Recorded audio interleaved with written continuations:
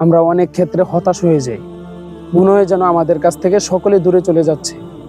আমরা ওই দিকে লক্ষ্য না করে আমাদের নিজের ভবিষ্যতের দিকে তাকাতে হবে, যে আমরা কিভাবে চলবো। হতাশ হলে চলবে না। আল্লাহ তাআলা কোরআনে বলছে, লা তাহজান ইন্নাল্লাহা মা'ানা, তোমরা হতাশ হয়েও না, নিশ্চয়ই আমি আল্লাহ তোমাদের সাথে আছি।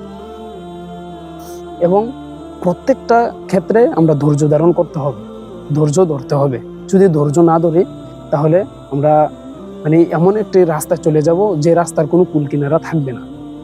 আমরা সকলে ধৈর্যের সাথে কাজ করব।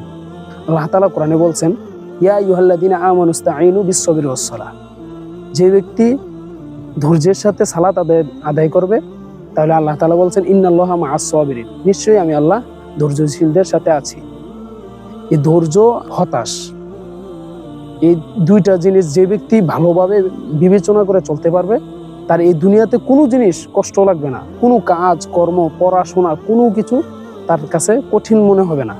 প্রত্যেকটা কাজই তার জন্য সহজ হয়ে যাবে।